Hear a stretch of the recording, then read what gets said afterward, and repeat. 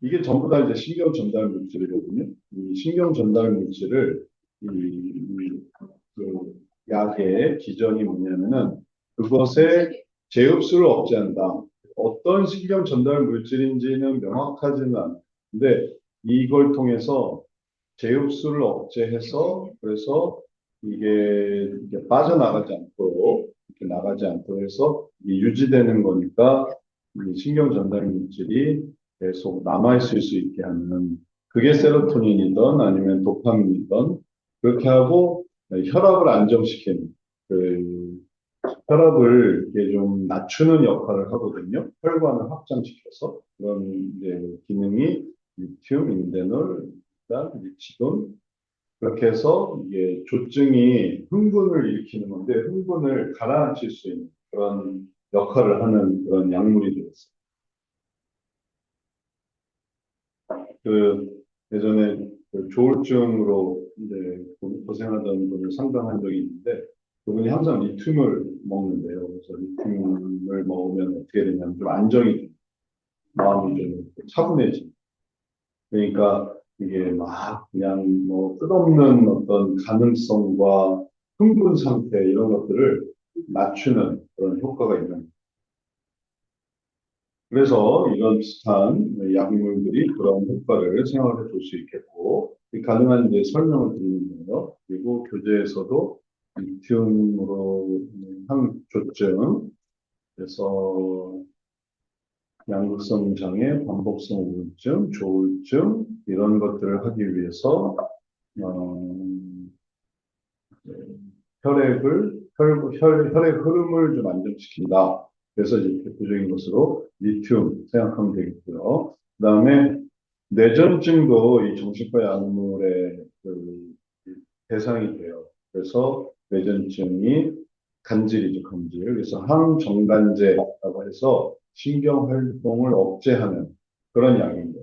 그래서 억제하기 때문에 이 간질 자극을 일으킬 수 있는 거를 억제하기 때문에 약이 좀 센 거죠. 그래서 라미칼, 프로나제팜, 리보트릴 또 뭐 이거는 이제 뭐 교과서에는 그러니까 그 자료에는 나오는데 이건 좀 들어보지 못한 것 같아요. 카마제핀, 발프로익산, 라모트리진 이거는 좀 흔하지 않은 약인 것 같고 자료에는 있는데 라미탄 혹은 크로나제판, 리보트릴 이 정도면 억제하는 되게 강력한 약이다. 뇌전증의 그 의미를 갖는다. 이런 식으로 생각을 해볼 수 있겠습니다.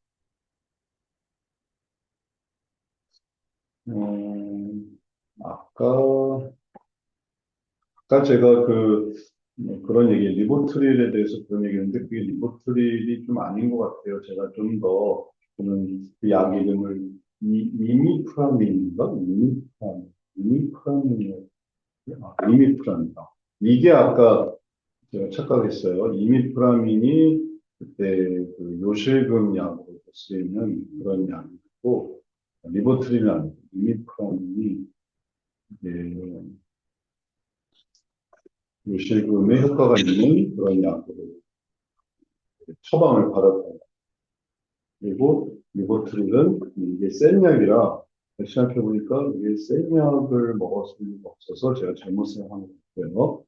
되게 센 약들을 먹는다. 완전 억제하는 그런 약을 먹는다. 이 약이 세다는 건, 다시 말하면 영향이 크다는, 영향을 되게 많이 받는다. 이런 의미로 생각을 할 수 있겠고, 그런 거는 후유증도 큰 거죠.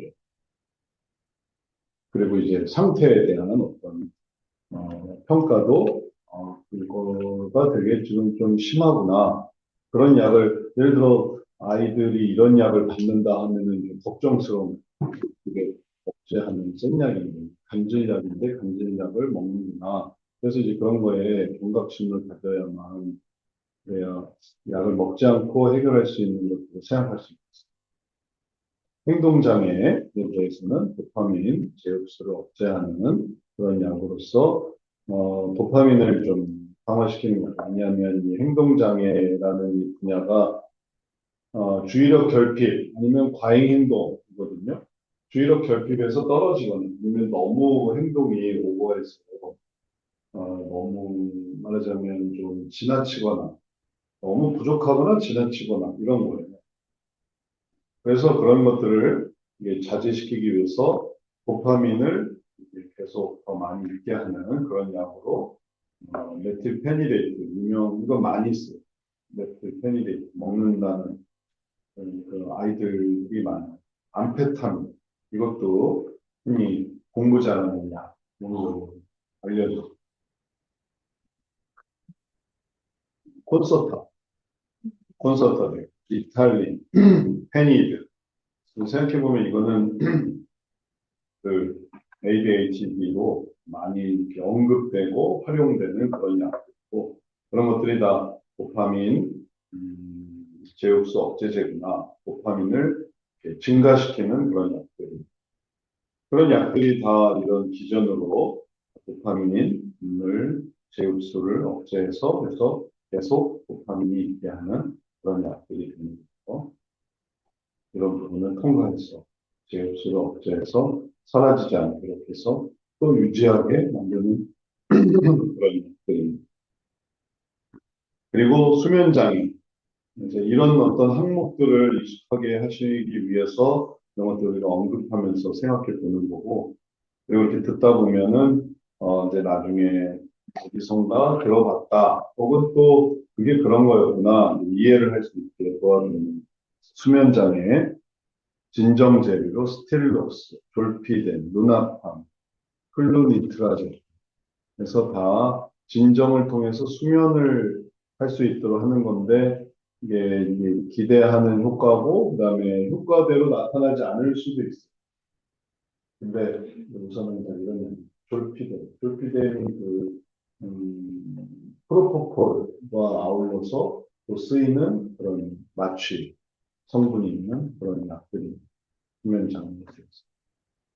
또 이런 거 외에 이거는 좀 수면약으로 는 심한 약이어서 뭐 마취나 아니면은 또는 뭐 그런 깊은 수면 이런 것들에 해당이 되고 그러다 보니까 이 부작용이 이제 깨기가 힘든 그런 경우 깨도 몽롱하고 수면제가 그런 게 좀 어려워요. 그래서 여기에 나오지 않은 약한 효과들 예를 들면 기분 좋게 하는 이런 항우울제도 수면 효과들이 있는 약들이 있어요. 그래서 프로작을 뭐 처방받았다 수면으로 그러면 아니 왜 이 항우울제가 수면으로 하냐면은 이게 그런 효과를 얻는 세로토닌 증가 기분 좋으니까 잠이 잘 겁니다. 그러면 이제 여기서 이렇게 완전 마비시키는 마취시키는 것보다는 좀 약한 약이 근데 어떤 약이든지 진정이나 아니면은 또 안정을 추구하는 거기 때문에 오래 먹으면은 기능에 어려움이 생기더라고요. 그래서 그런 분들을 많이 봤어요. 나이 들어서 수면제를 너무 오래 먹으면 나이 들어서 뇌세포 파괴가 빨라요. 치매가 빨리 온다든지 못 알아보게 된다든지 기억이 좀 둔감해진다든지 그래서 아니 왜 이렇게 됐는가 하고 또 과거 이력을 살펴보면 수면제를 오래 드시는 잠이 안 와요. 그래서 수면제는 뭐 몇십 년 먹은 거. 그러니까 계속 기능에 한번 자고 일어나고 자고 일어나야 되는데 자고 조금 일어나요. 자고 조금 일어나요. 이게 확 일어났을 때 눈이 번쩍 뜨이는 게 아니라 아 이게 기능 회복에 시간이 많이 걸린다. 그럼 이제 점차 이게 느려지면서 그 뇌세포가 기능이 좀 약화되는 그런 효과가 있는 안 좋은 영향이 그런 거를 우리가 감안해서 약은 뭐든지 오래 먹으면 안 돼. 이 정신과 약이 이게 뇌 기능에 아주 직접적인 영향을 주는 약이라서 이걸 오래 먹으면은 도파민은 도파민대로, 세로토닌은 세로토닌대로, 아드레날린은 아드레날린대로 다 정상적으로 사고해서 여기를 이렇게 오르락내리락하는 이런 과정이 아니라 여기에만 맴돌게 돼요. 그 약을 먹음으로써.